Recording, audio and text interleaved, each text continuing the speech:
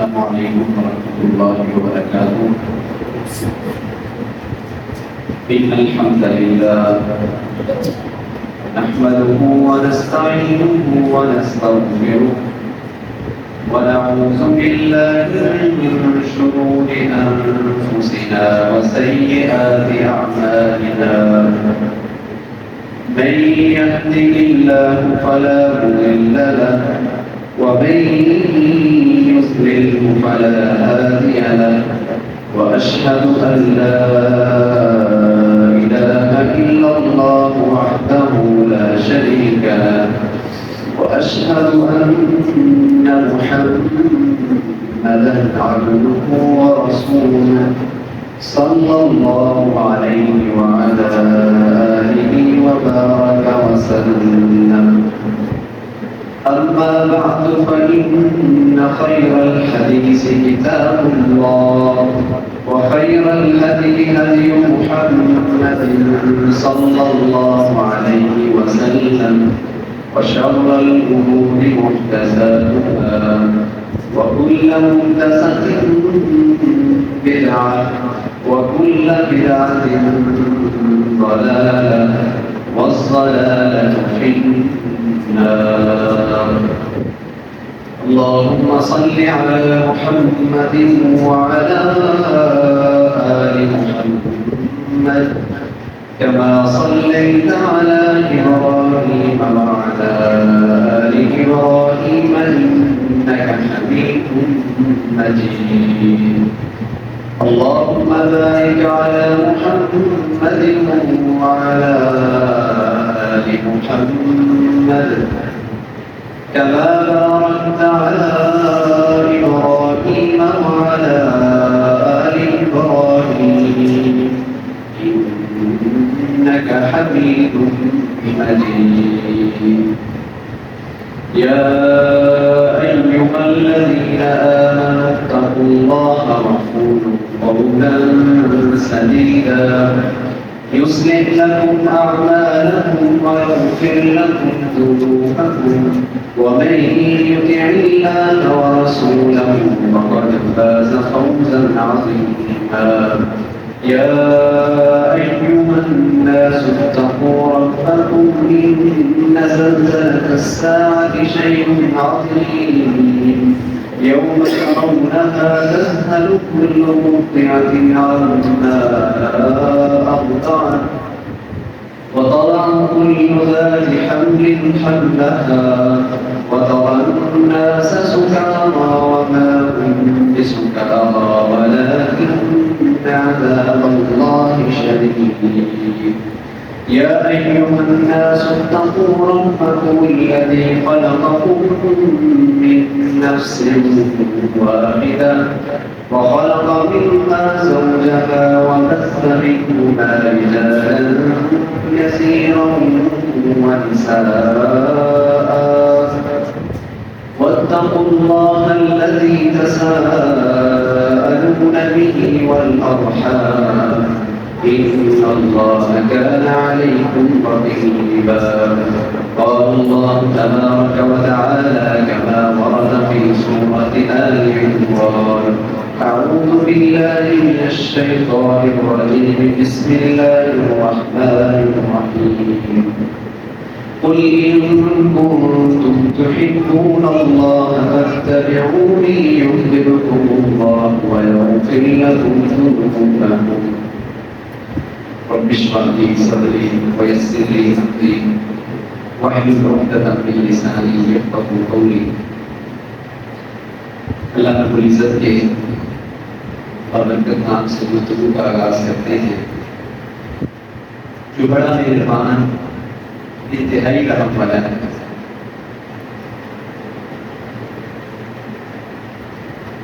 आज के खुतबा जुमा में नबी करीम सल्लल्लाहु अलैहि वसल्लम की मोहब्बत और इसके तकाज़े, इसके हवाले से कुछ गुफ्तगू करेंगे अगर अल्लाह ने चाहा। अल्लाह ताला इरशाद फरमाते हैं सूरह अल-इमरान में सूरह नंबर 3 आयत नंबर 31 में, قل ان کنتم تحبون اللہ فاتبعونی یحببکم اللہ. کہتے ہیں کہ اگر تم اللہ سے محبت کرتے ہو اور تم دعوے میں واقعی سچے ہو تو پھر میری اتباع کرو. اللہ تم سے محبت کرے گا، تمہارے گناہ میں معاف کر دے گا. اللہ بے حد بخشنے والے انتہائی مہربان ہیں. اگلی آیت میں فرمایا قل اطیعوا اللہ والرسول. کہہ دیں کہ اللہ کی اطاعت کریں، اس کے رسول کی اطاعت کریں. فإن اللہ لا يحب الکافرین. اللہ کافروں سے محبت نہیں کرتے. نبی کریم صلی اللہ علیہ وسلم کی محبت یہ ایمان کا تقاضا ہے. اس وقت تک کوئی بندہ مومن نہیں ہو سکتا جب تک وہ نبی کریم صلی اللہ علیہ وسلم سے ہر ایک چیز سے زیادہ محبت کرنے والا نہ ہو جائے. اپنے والدین سے، اپنی اولاد سے، اپنے عزیز و اقارب سے، اپنے مال سے، اپنی تجارت سے، ہر چیز سے زیادہ، حتیٰ کہ اپنی جان سے بھی زیادہ جب تک انسان نبی کریم صلی اللہ علیہ وسلم سے محبت نہ کرنے لگ جائے تب تک اس کا ایمان مکمل نہیں. امام بخاری نے اس پر بات باندھا ہے صحیح بخاری میں کتاب الایمان کتاب البدو باب حب الرسول من الایمان کہ نبی کریم صلی اللہ علیہ وسلم کی محبت یہ ایمان کا حصہ ہے. یہ بھی تبعیضیہ ہے برابر کہ یہ ایمان کا ایک حصہ ہے نبی کریم صلی اللہ علیہ وسلم کی محبت. اور حدیث میں آیا ہے نبی کریم صلی اللہ علیہ وسلم والذی نفسی بیدہ لا یؤمن احدکم حتی اکون احب الیہ من والدہ وولدہ والناس اجمعین کہ اس وقت تک تم میں سے کوئی مومن نہیں ہو سکتا، ایمان کی بلندیوں کو نہیں پا سکتا جب تک وہ مجھ سے، اپنی اولاد سے زیادہ، اپنے والدین سے زیادہ، حتیٰ کہ پوری کائنات سے زیادہ محبت نہ کرنے والا ہو جائے. رواه البخاری فی کتاب الایمان. دوسری حدیث نبی کریم صلی اللہ علیہ وسلم نے فرمایا صحیح بخاری میں ہے، امام بخاری نے بات کتاب الایمان باب حلاوت الایمان. نبی کریم صلی اللہ علیہ وسلم نے فرمایا ثلاث من کن فیہ وجد حلاوت الایمان.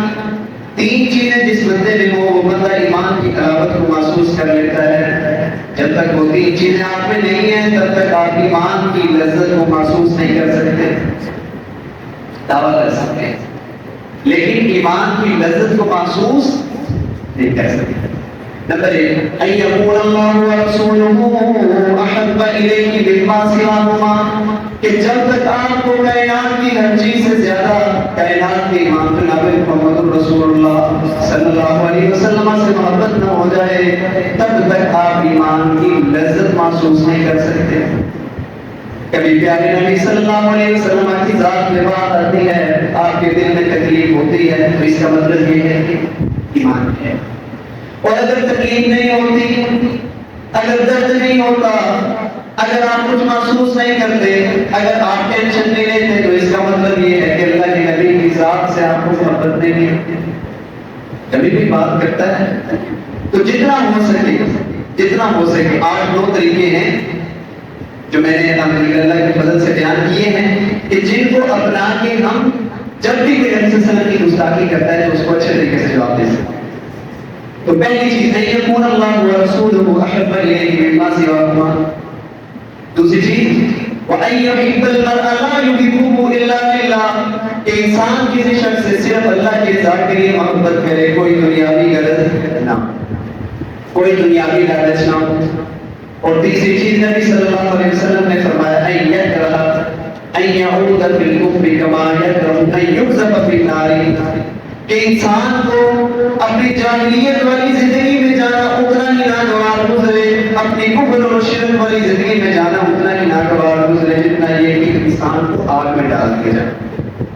یہ تین چیزیں اگر آپ میں ہیں تو اس کا مطلب یہ ہے کہ آپ کے دل کو ایمان کی لذت محسوس ہو سکتی ہے. اور اگر یہ نہیں ہے تو آپ ایمان کے دعویٰ دار تو ہو سکتے ہیں لیکن ایمان کی لذت نہیں آ سکتی. اللہ تعالیٰ ارشاد فرماتے ہیں سورۃ توبہ میں سورہ نمبر 9 آیت نمبر 24 میں قل ان كان آباؤكم وأبناؤكم وإخوانكم وأزواجكم وعشيرتكم وأموال اقترفتموها وتجارة تخشون كسادها ومساكن ترضونها أحب إليكم من الله ورسوله وجهاد في سبيله فتربصوا حتى يأتي الله بأمره.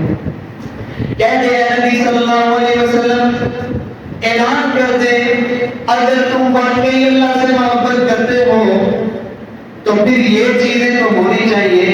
قل ان کان آباؤکم وابناؤکم کہہ دے اگر تمہارے باپ تمہارے بیٹے واخوانکم تمہارے بھائی وازواجکم تمہارے اسپاؤسز بیووں کے لیے شوہر شوہروں کے لیے بیویاں واموال اقترفتموها تمہارا وہ مال جو تمہیں بہت اچھا لگتا ہے وتجارت تخشون کسادها تمہاری وہ تجارت جس کے مندہ پڑنے سے تم ڈرتے ہو ومساکن ترضونها تمہارے بدلے تمہاری کوٹیاں جو تمہیں بہت اچھی لگتی ہیں. آنے والا آتا ہے تو تعریف کرتا ہے جناب ماشاءاللہ بہت اچھی کوٹھی بنائی ہے بہت اچھا مطلب ہے.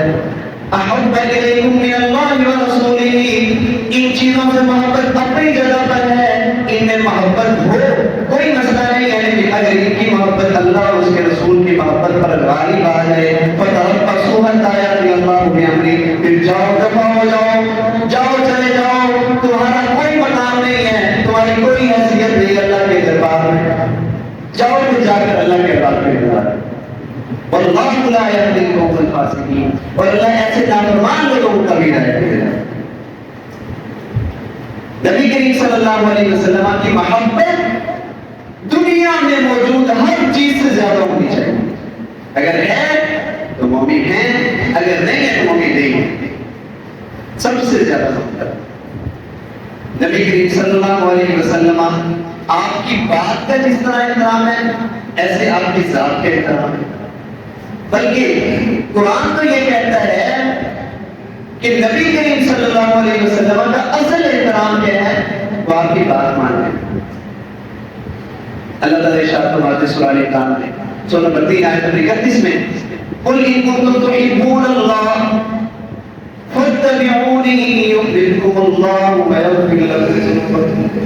کہتے ہیں کہ واقعی اگر تم اللہ سے محبت کرتے ہو تو یہ نہیں کہ آپ مجھ سے بھی محبت کرو نا. یہ بات ہے اگر تم اللہ سے محبت کرتے ہو یا پھر اللہ کی محبت کو پہنچنا چاہتے ہو تو پھر میری اتباع کرو اللہ تم سے محبت کرے گا.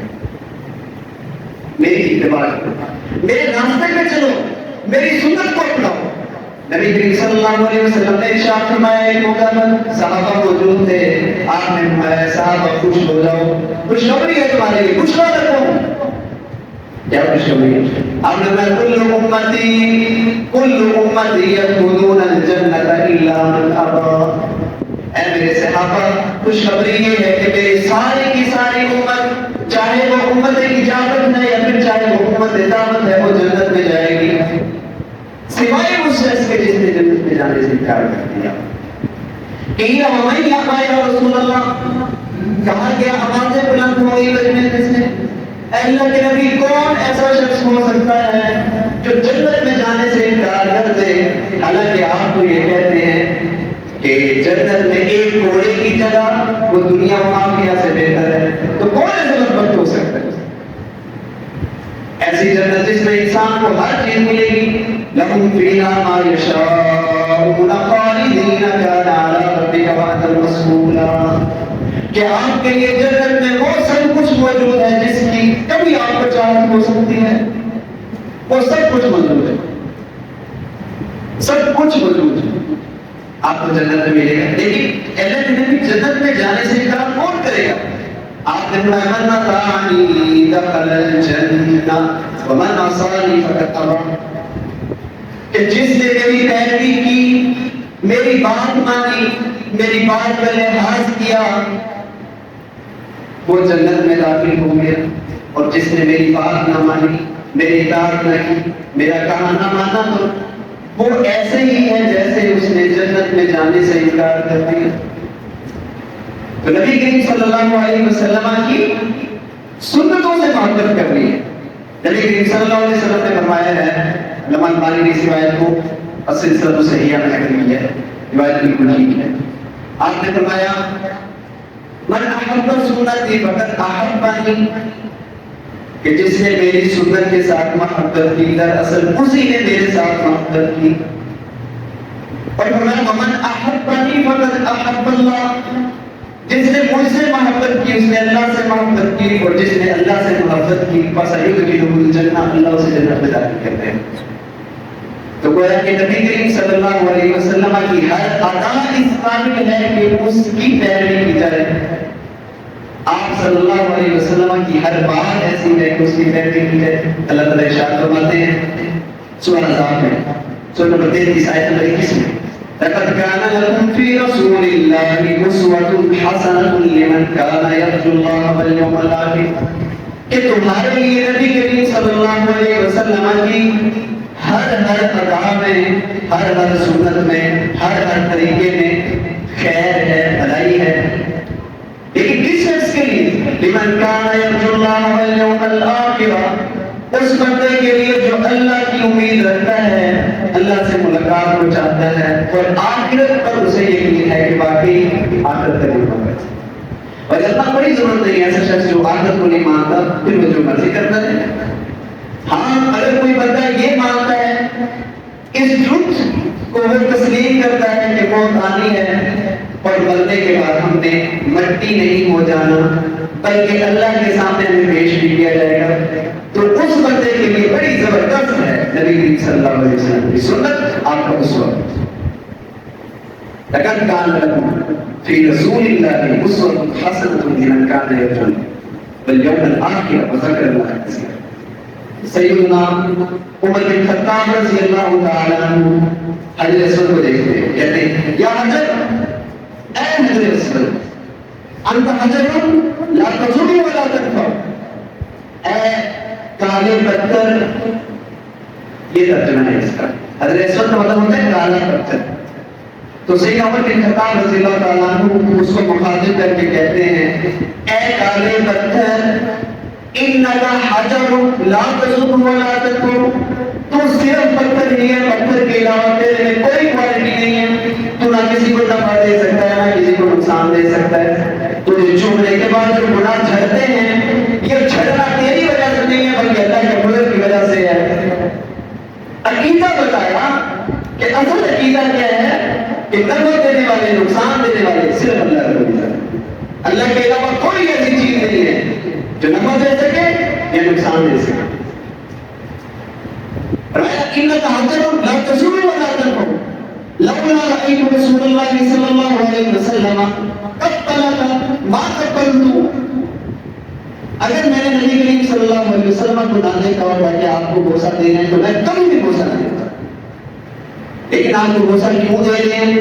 کیونکہ ہمارے پیارے نبی صلی اللہ علیہ وسلم نے آپ کو بوسہ دیا تھا۔ یہ ہے صحابہ کی محبت، ان چیزوں کے ساتھ بھی محبت کی ہے جن کے ساتھ پیارے نبی صلی اللہ علیہ وسلم نے محبت کی۔ ایک مرتبہ سیدنا عبداللہ بن عمر رضی اللہ تعالیٰ عنہ جو بزرگ ہو گئے اپنے شاگردوں کو درس دے رہے ہیں، ایک حدیث سناتے ہیں، کہتے ہیں کہ اے میرے شاگردوں، ایک مرتبہ اللہ کے نبی صلی اللہ علیہ وسلم منبر پر تشریف فرما تھے، آپ نے خطبے کے دوران اپنی ایک خواہش کا اظہار کیا۔ وہ خواہش یہ تھی کہ آپ نے میرا دل یہ چاہتا ہے کہ مسجد نبوی کا یہ فلاں دروازہ جو ہے اسے عورتوں کے لیے خاص ہو جائے۔ عبداللہ بن عمر کہتے ہیں کہ پھر بات کسی اور طرف چلی گئی، آپ صلی اللہ علیہ وسلم کا انتقال ہو گیا۔ کہتے ہیں اے میرے بچوں، اے میرے شاگردوں، تب سے لے کر جب میں نے نبی کریم صلی اللہ علیہ وسلم کی اس خواہش کو اپنے کانوں سے سنا ہے، میرا اللہ گواہ ہے، یہ آسمان کی نیلی چھت گواہ ہے، زمین گواہ ہے، میرے قدم کبھی بھی اس دروازے سے نہیں گزرے جس سے میرے پیارے نبی صلی اللہ علیہ وسلم نے صرف خواہش کرتا ہے کہ میرا دل یہ چاہتا ہے کہ یہ دروازہ صرف عورتوں کے لیے، کوئی حکم نہیں دیا، کوئی حکم نہیں دیا، نہ منظوری حکم نہ وجوبی حکم، کوئی حکم نہیں، صرف ایک خواہش کا اظہار کیا۔ لیکن نبی کریم صلی اللہ علیہ وسلم کی خواہش کا اتنا احترام کیا، نبی کریم صلی اللہ علیہ وسلم کی وفات کے بعد سیدنا ابو بکر صدیق رضی اللہ تعالیٰ عنہ انہیں بہت سارے مسائل کا سامنا کرنا پڑا. ان میں سے 4 بڑے بڑے مسائل تھے اور ان مسائل میں سے ایک مسئلہ یہ تھا کہ سیدنا اسامہ بن زید رضی اللہ تعالیٰ عنہ ان کے لشکر پر روانہ کرنا. اب بعض صحابہ نے یہ مشورہ دیا کہ اس لشکر کو کچھ مؤخر کر دیا جائے. بعض نے کہا کہ اسامہ بن زید کی بجائے کسی اور کو بنا دیا جائے. تو سیدنا ابو بکر صدیق رضی اللہ تعالیٰ عنہ قامت تقریباً کھڑے ہوئے. خطبہ کیا فرمایا لوگوں تم کیا چاہتے ہو کہ ابو بکر اس طریقے سے ہٹ جائے جس پر نبی کریم صلی اللہ علیہ وسلم نے اللہ کی قسم اگر مدینے میں کوئی شخص باقی نہ رہ جائے میں صرف ابو بکر باقی رہ جاؤں. درندے آئے میرے پاؤں سے پکڑے مجھے چیر پھاڑ دے تب بھی میں اس بات کو نہیں بدل سکتا, اس خواہش کو نہیں ڈال سکتا جو پیارے نبی صلی اللہ علیہ وسلم نے کی. یہ آپ صلی اللہ علیہ وسلم کی بات کا احترام ہے, آپ کی ذات کا احترام ہے, آپ کے مرتبے کا لحاظ ہے. سیدنا عبداللہ بن عمر رضی اللہ تعالیٰ عنہ کئی مرتبہ ایسے ہوتا کہ ان جگہوں پر جا کے ویسے ہی بیٹھ جاتے کہ جن جگہوں پر پیارے نبی صلی اللہ علیہ وسلم کبھی قضائے حاجت کے لیے بیٹھے ویسے. اسی لیے انہیں صوفیہ امت کہا جاتا ہے کہ حضرت عبداللہ بن عمر رضی اللہ تعالیٰ عنہ ٹھیک ٹھیک وہی عمل کیا کرتے تھے اور ان سنتوں میں بھی ان طریقوں میں بھی جو کہ ریکوائرڈ نہیں ہے. جن جگہوں پر مثال کے طور پر نبی کریم صلی اللہ علیہ وسلم نے بیٹھ کر کھانا کھایا یہ آپ کے ایسے افعال ہیں کہ جس میں امت کو یہ نہیں کہا گیا کہ آپ نے تیسری پیروی کرنی ہے. جس جگہ پر آپ صلی اللہ علیہ وسلم نے بیٹھ کے کھانا کھایا ساری امت اسی جگہ پر بیٹھ کر کھانا کھایا. ایسا نہیں کہا گیا بلکہ جیسا کھانا کھایا ہے نبی صلی اللہ علیہ وسلم نے جو طریقہ اپنایا دائیں ہاتھ سے کھانا ہے اپنے آگے سے کھانا ہے یہ طریقہ اپنانا ہے. وہ جگہ جس میں کھایا اس میں جا کے کھانا ضروری نہیں. لیکن پھر بھی عبداللہ بن عمر رضی اللہ تعالیٰ عنہ اسی جگہ پر جا کے جیسے نبی کریم صلی اللہ علیہ وسلم نے کیا تھا ویسے کرنے کی کوشش کرتے. کوئی صحابی آیا اس نے آ کر دیکھا نبی کریم صلی اللہ علیہ وسلم کے یہ گریبان کے بٹن کھلے تھے. پوری زندگی کبھی گریبان کے بٹن بند نہیں کی, کبھی اتفاقاً آپ کے کھلے رہ گئے. تو وہ صحابی رسول پوری زندگی انہوں نے اپنے بٹن کھلے رکھے. وجہ کیا بتائی کہ میں نے پیارے نبی صلی اللہ علیہ وسلم کو دیکھا کہ آپ مثال میں سیدنا ابو الدرداء رضی اللہ تعالیٰ عنہ وہ ایسے بات پہ مسکرا دیا کرتے تھے. بات ام الدرداء نے کہا رضی اللہ تعالیٰ عنہ کہ ابو الدرداء بات پہ مسکرانا تو اچھا نہیں ہوتا, مسکرانا اچھا ہوتا ہے لیکن بات پہ مسکرانا اچھا نہیں ہوتا. یہ کیا وجہ ایسے تو لوگ آپ کو احمد کہیں گے محمود کہیں گے. سیدنا ابو الدرداء رضی اللہ تعالیٰ عنہ کہتے ہیں اے ام الدرداء اس بات کو ذہن نشین کر لے کہ میں نے پیارے نبی صلی اللہ علیہ وسلم کو جب بھی دیکھا مسکراتے دیکھا تو میں کیسے بات کر سکتا ہوں بغیر مسکرائے. ما رأيت أحدا أكثر تبسما من رسول الله صلی اللہ علیہ وسلم. صحابہ کہتے ہیں سب سے بڑھ کر مسکرانے والے پیارے نبی صلی اللہ علیہ وسلم ہمیشہ مسکراتے ہوئے ہمیشہ. تو یہ صحابہ کا طرز عمل تھا. سیدنا انس بن مالک رضی اللہ تعالیٰ عنہ ایک مرتبہ کدو گوشت کا سالن تھا تو اس میں سے کدو چن چن کے کھا رہے ہیں. کسی نے پوچھا کدو گوشت تو گوشت کھائیے, تو انہوں نے کہا نہیں کدو گوشت کدو کھاؤں گا. وجہ کیا؟ وجہ یہ کہ ایک مرتبہ میں نے نبی صلی اللہ علیہ وسلم کے سامنے یہی ڈش دیکھی, آپ علیہ السلام بھی ایسے ہی کر رہے تھے جیسے میں کرتا ہوں. سنن دور میں ہے کہ سیدنا براء بن عازب رضی اللہ تعالیٰ عنہ ان سے ایک شخص مسئلہ پوچھنے آیا کہ قربانی کے جو جانور ہیں ان میں کن نقائص سے بچنا چاہیے. تو قام ابو الدرداء رضی اللہ تعالیٰ عنہ ابو الدرداء رضی اللہ تعالیٰ عنہ کھڑے ہوئے اور اس طرح اشارہ کرنے کا 4 قسم کے جانور ہیں. اربعون فانصا 4 ایسے انگلی کے ساتھ اشارہ کیا اور لکھ کر بتایا اور پھر کہا کہ میری انگلیاں نبی کریم صلی اللہ علیہ وسلم کی انگلیوں سے چھوٹی ہیں. اور ساتھ یہ کہا کہ نبی صلی اللہ علیہ وسلم سے جب یہ سوال ہوا تو آپ کی ایسے کھڑے ہوئے تھے اور آپ نے ایسے ہی اشارہ کیا تھا لیکن میری انگلیاں نبی صلی اللہ علیہ وسلم کی انگلیوں سے چھوٹی ہیں لیکن اشارہ ایسے ہی. ہم دیکھتے ہیں احادیث کی کتب میں احادیث مسلسلات ہیں, مسلسلات کہ نبی کریم صلی اللہ علیہ وسلم نے بات کی آپ مسکرائے، صحابی نے جب اپنے شاگردوں پہ بات کی مسکرائے، تابعی نے جب اپنے شاگرد تابعی کو بات کی تو مسکرائے، اور تابعی نے جب محدث کو بیان کیا تو مسکرائے۔ اور آج بھی اگر حدیث کی کلاس میں بیٹھا استاد اس حدیث کو پڑھاتا ہے تو وہ مسکراتا ہے۔ وجہ کیا ہے کہ پیارے نبی صلی اللہ علیہ وسلم مسکرائے۔ سب کی ریزن نہیں ہے، نبی کریم صلی اللہ علیہ وسلم کی محبت، آپ کی ذات سے بھی محبت، آپ کی بات سے بھی محبت، دونوں طرح۔ لیکن یہاں یہ بات بھی یاد رکھنی چاہیے کہ محبت وہی ہے جسے اللہ اور اس کا رسول محبت کہہ رہے۔ یہ میں نے کیوں کہا؟ کیونکہ میں نے آپ کو بتایا ہے کہ امام بخاری نے باب قائم کیا ہے کتاب الایمان میں، باب حب الرسول من الایمان، اور لا یؤمن احدکم، حدیث بھی ایسے لا یؤمن احدکم، تم میں سے کوئی مومن نہیں ہو سکتا۔ اس کا مطلب یہ ہے کہ ایمان نبی کریم صلی اللہ علیہ وسلم کی محبت کے ساتھ جڑا ہے، اور ایمان بغیر دلیل کے قائم نہیں ہو سکتا۔ یہ تو سارے کہتے ہیں، کوئی ایسا مطلب فکر نہیں ہے، کوئی مطلب فکر نہیں ہے جو یہ نہ کہتا ہو کہ ایمان میں تکلیف جائز نہیں۔ سارے مطالب فکر یہ کہتے ہیں کہ ایمانیات میں تکلیف جائز نہیں۔ مسائل میں وہ کسی کے مقلد ہو سکتے ہیں لیکن ایمانیات میں مقلد نہیں۔ یہ اصل بات ہے۔ تو نبی کریم صلی اللہ علیہ وسلم چونکہ آپ کی محبت ایمان کا حصہ ہے، ایمان کے لیے دلیل چاہیے، اور اللہ تعالیٰ ارشاد فرماتے ہیں سورہ بقرہ میں فَإِنْ آمَنُوا بِمِثْلِ مَا آمَنْتُمْ بِهِ فَقَدِ اهْتَدَوْا وَإِنْ تَوَلَّوْا فَإِنَّمَا هُمْ فِي شِقَاقٍ، کہ اگر ایمان آپ نے حاصل کرنا ہے تو ویسے ہی حاصل کرنا ہے جیسے پیارے نبی صلی اللہ علیہ وسلم کے صحابہ نے کیا۔ اگر ویسا ایمان تمہارا ہو گیا تو تم ہدایت پا گئے۔ وَإِن تَوَلَّوْا فَإِنَّمَا هُمْ فِي شِقَاقٍ، اے نبی اگر یہ پھر جائیں، بدل جائیں، اس طریقے کو چھوڑ دیں جس پر صحابہ تھے، تو گمراہی میں یہی ہے، بدبختی میں یہی ہے۔ فَسَيَكْفِيكَهُمُ اللَّهُ، اللہ ہی نے کافی ہے، اللہ ان سے بات کر لے گا، اللہ کے سامنے تو پیش ہوں گئی، اللہ کی عدالت میں تو پیش ہوں گے۔ محبت بھی وہی ہے جو پیارے نبی صلی اللہ علیہ وسلم نے بتا دیا اور صحابہ نے کر کے دکھا دیا۔ ہمارا نقطہ نظر تو یہ ہے کہ وہ محبت ہو ہی نہیں سکتی جو صحابہ نے دیکھی۔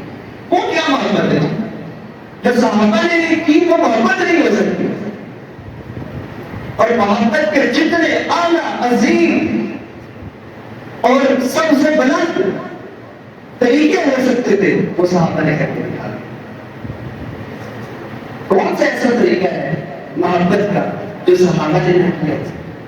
کئی صحابہ نے کہا نبی کریم صلی اللہ علیہ وسلم کو سجدہ کر دیا اور کہا کہ اللہ نبی ہم کیسے کس طرح کے دربار میں گئے، وہاں پر لوگ آتے ہیں اور انہیں اپنے بادشاہوں کو سجدہ کرتے ہیں، آپ تو ان سے کہیں زیادہ، کہیں اعلیٰ، کہیں ارفع مقام میں آپ سب سے پوچھے، نبیوں کی امامت کرانے والے، اے اللہ کے نبی سب سے زیادہ اونچی شان والے آپ ہیں تو ہم آپ کے سامنے سجدہ کی ضرورت ہے۔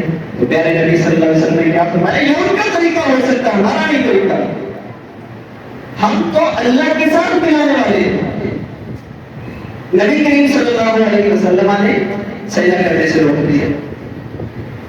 گویا کہ محبت وہی ہے جو اللہ اس کا رسول بتا رہا ہے۔ نبی کریم صلی اللہ علیہ وسلم کو خطرہ تھا خدمت سے، آپ نے فرمایا لا تطرونی کما اطرت النصارى عیسیٰ ابن مریم، کہ دیکھو مجھے مقام میں اس طرح نہ بنا دینا جس طرح عیسائیوں نے عیسیٰ ابن مریم کو بتا دیا۔ عیسائیوں نے کہا دیکھو یہ اللہ کا کلمہ ہے، اللہ کی روح ہے۔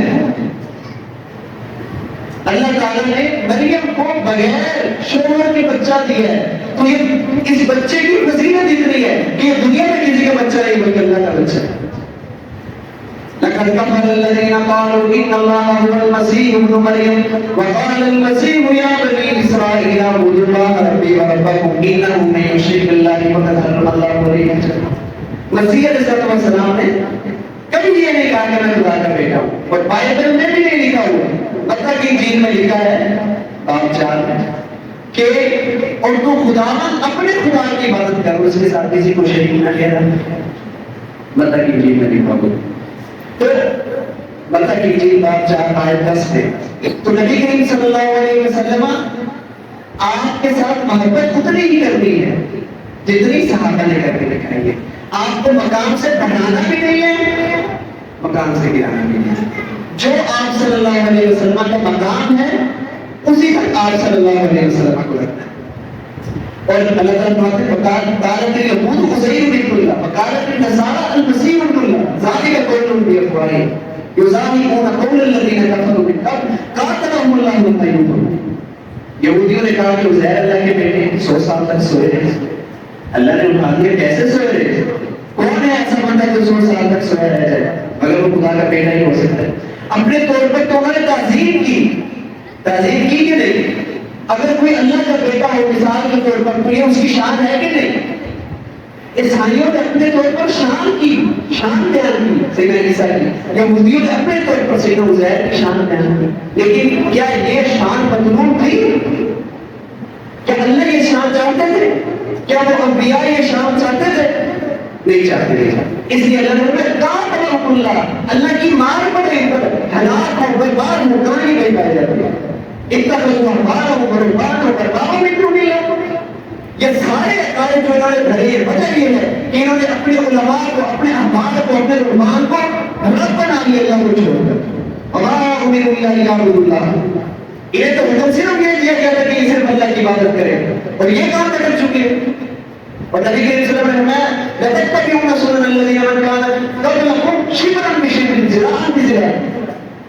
کہ دیکھو جو تم سے پہلے امتیں گزر چکی ہیں تم ان کے طریقوں پر چلو گے بلش پر بلش ذرا پر ذرا.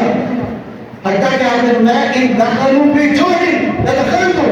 اگر وہ کسی بل میں بھی داخل ہوئے تو تم بھی بل میں داخل ہو. ساری خرابیاں جو پچھلی امتوں میں تھی، کسی میں ایک کسی میں دو اکا گروپا، اور ساری جمع ہو کر اس امت میں ہیں. حل کیا ہے؟ ایاکم ومحدثات الامور. حل یہ کہ کبھی بھی نیک کاموں میں نہ پڑنا، یہ حل ہے. ایاکم ومحدثات الامور، نیک کاموں سے بچتے رہنا. اور نبی کریم صلی اللہ علیہ وسلم اپنے ہر خطبے میں یہ ارشاد کرنا ہے. آپ فرماتے تھے ان کل بدعۃ ضلالہ، کیونکہ ہر نیا کام جسے آپ اچھا سمجھ کر دین سمجھ کر شروع کرتے ہیں وہ گمراہی ہوتا ہے. اور ہر گمراہی وہ آگ میں لے کے جاتی ہے. ہم نے بھی ویسے ہی عقیدے مستعار لیے ہیں جس طرح یہودیوں نے مستعار لیے، جس طرح عیسائیوں نے مستعار لیے. ہم نے کہا کہ نبی صلی اللہ علیہ وسلم نور من نور اللہ ہے اور یہ شرک ہے اور یہ شرک ہے اور یہ شرک ہے. اس سے بڑا شرک دنیا میں اور کوئی. کیا مطلب ہے اس بات کا نور من نور اللہ؟ یہ میری تبعیضیہ ہے. اس کا مطلب یہ ہے کہ نبی صلی اللہ علیہ وسلم is a part of Allah. اللہ سبحانہ و تعالیٰ کا ایک حصہ ہے. اور اللہ فرماتا ہے قل هو الله احد اللہ الصمد لم یلد ولم یولد ولم یکن له کفوا احد. اللہ ایک ہے، اللہ بے نیاز ہے، اللہ نے کوئی نہیں جنا، نہ اللہ سے کوئی جنا گیا اور اللہ کا کوئی ہمسر نہیں. تو نبی کریم صلی اللہ علیہ وسلم آپ کی جو شان بیان ہے وہ بہت ہے. سورہ احزاب میں سورہ 32 آیت 40 میں ما کان محمد ابا احد من رجالکم ولکن رسول اللہ خاتم النبیین. اللہ کے نبی صلی اللہ علیہ وسلم خاتم النبیین ہیں. آپ فرماتے ہیں انا سید ولد آدم لا فخر. آدم کی اولاد میں سب سے معزز میں ہوں، اس میں کوئی فخر والی بات نہیں. قل انما انا بشر مثلکم، کہتے ہیں کہ انسان ہوتے ہیں میں تم جیسے ہی ہوں، لیکن یہ ہے کہ مجھ پر وحی آتی ہے تم پر وحی نہیں آتی.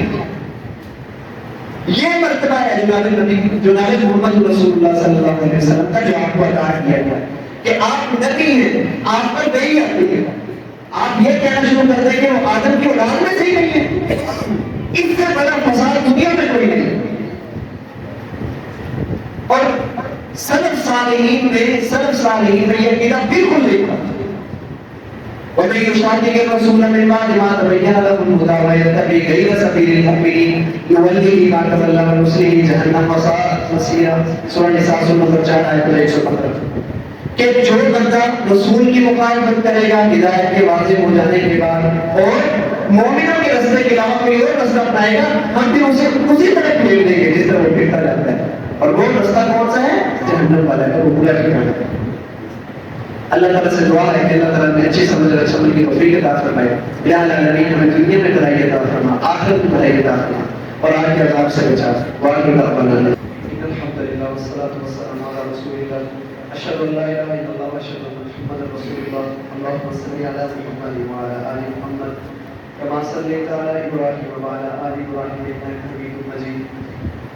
اللهم بارك على محمد وعلى آل محمد كما باركت على إبراهيم وعلى آل إبراهيم إنك حميد مجيد. ربنا ظلمنا أنفسنا وإن لم تغفر لنا وترحمنا لنكونن من الخاسرين. ربنا اغفر لنا ولإخواننا الذين سبقونا بالإيمان ولا تجعل في قلوبنا غلا للذين آمنوا ربنا إنك رؤوف رحيم. ربنا لا تزغ قلوبنا بعد إذ هديتنا وهب لنا من لدنك رحمة إنك أنت الوهاب. اللهم ارحم پاکستان ولا ترحم عليها. اللهم ارحم پاکستان ولا ترحم عليها. اللهم على أحوالنا ولا تنظر إلى سوء أعمالنا. ربنا آتنا في الدنيا حسنة وفي الآخرة حسنة وقنا عذاب النار. سبحان ربك رب العزة